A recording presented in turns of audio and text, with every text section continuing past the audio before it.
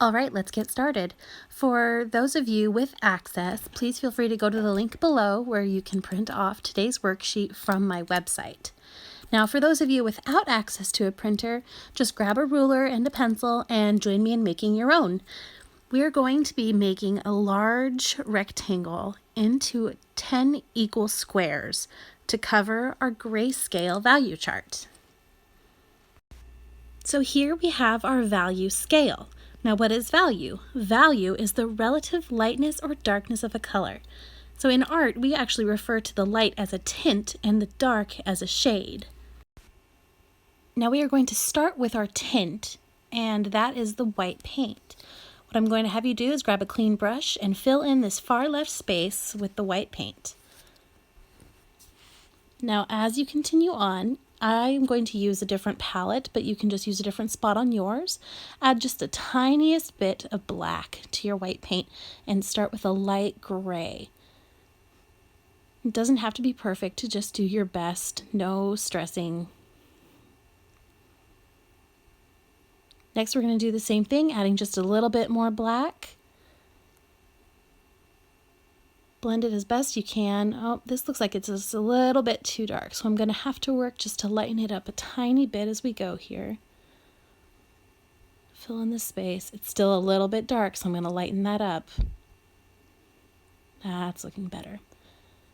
Now we're just going to add some more of the black. Fill this in. Now see how it's just taking these little steps from light to dark? That's exactly what we're wanting. We're just going to continue on in the same steps here. Bit by bit, we're going to get darker and darker until we reach that final shade of black. Now, for those of you who are interested in random color trivia, black and white are not colors. They are a tint and a shade, which means that those of you that enjoy the color black as much as I do, it is among my favorites. You do not actually have a favorite color, you have a favorite shade. If I have to pick a color, I will pick red. I'd love to hear below what your favorite color is. Okay, so we're just going to finish up here, a little bit darker.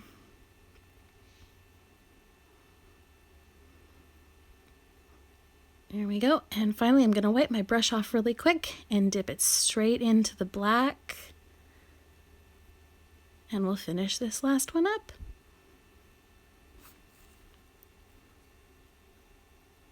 There we have it. There is your grayscale value chart.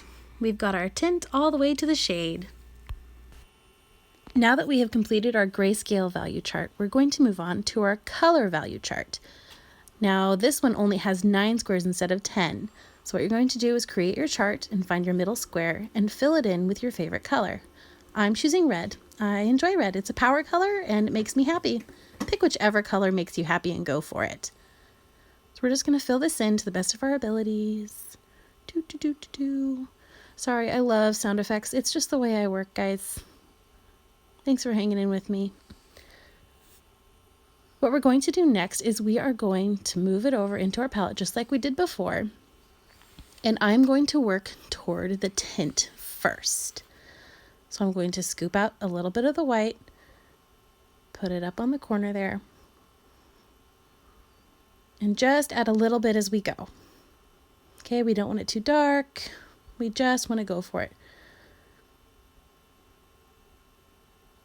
So I am going to just come in here and fill this space in. Now notice it's not too much lighter yet, just a little bit. We're going in steps. Moving on there, keep filling that in, perfect. Now we're gonna add a little bit more white. Blend it in.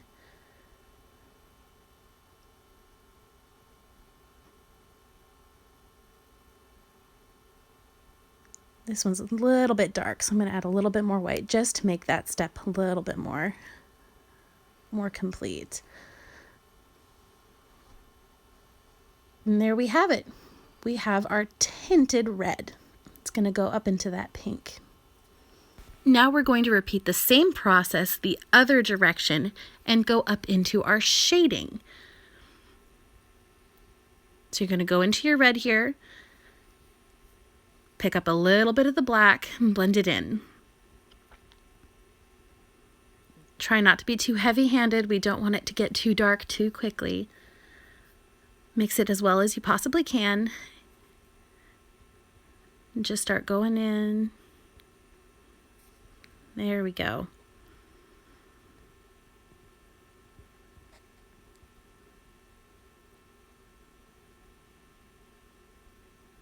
And see, I didn't mix this quite well enough, so I'm just going to have to do my best here. There we go. Now I'm going to bring in a little bit more black and do the same thing, and we're just going to go for it, guys. All right, here's our next step. Just going to fill that in all the way around.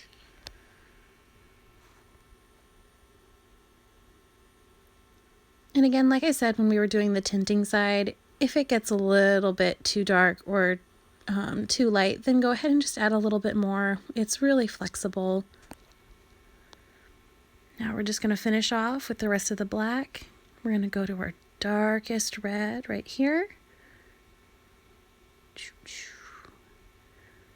Yep, there it is. Now we have it. We have our red tint and we have our red shade.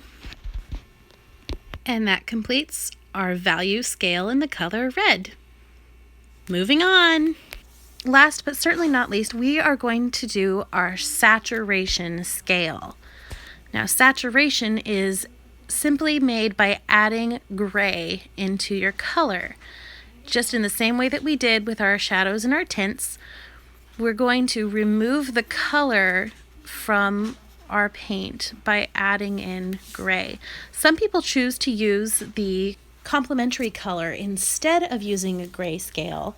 So it's really up to you. I'm going to use gray here just because it's definitely the most simple.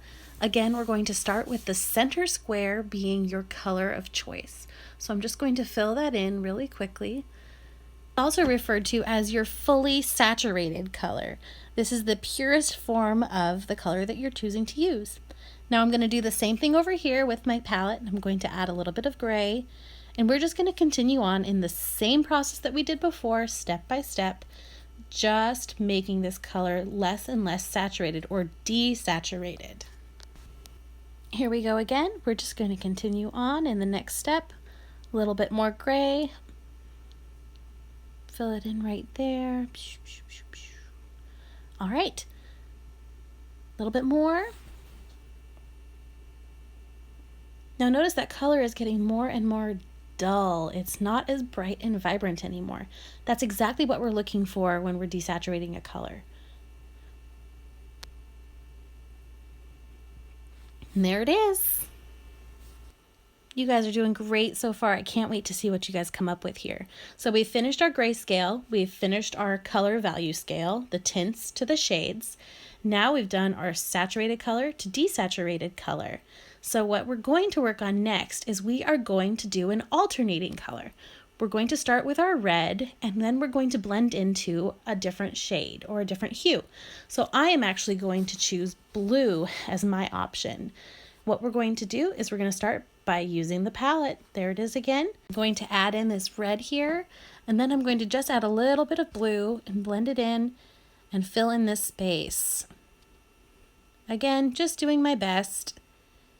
We're using this as a resource for future color use, that's all. So adding a little bit more, I'm going to mix, mix, mix. And we're just going to watch this get more and more purple until we reach that beautiful violet that we're hoping to achieve. So paint this in. Try sound effects sometimes, guys. Really, it's wonderful. It's wonderful. So mix, mix, mix. Almost there. All right, look at this. Look at that, we're starting to see that rich purple tone in there. Last one. All right. Oh, beautiful, there's our violet. That's exactly what we're hoping for. Okay, so now you have an alternating color. You get to watch the process from red to purple or red to violet. Before we end, I do want to go back to our wonderful color wheel that we made on Tuesday. and we're going to talk about warm and cool colors. So from the red down to the yellow-green, that is our warm side. Now if we turn this over here, from our violet down to our green, that is the cool side. Now sometimes we can have warmer purples or violets, and we can have warmer greens. You'll find that when we add yellow into something, it gets warm, and when we add blue into something, it gets cool. Same up here with our violet. Add the red and it turns warmer, add the blue and it gets cooler. So the yellow and blue really are what make or break a warm or a cool color. Once you get a little deeper into color theory, you'll find that there are warm and cool tones to every hue, but we'll just leave it there for right now. Just to recap, we have our warm colors and our cool colors. Now you know. Thanks for joining me. I can't wait to see what you come up with.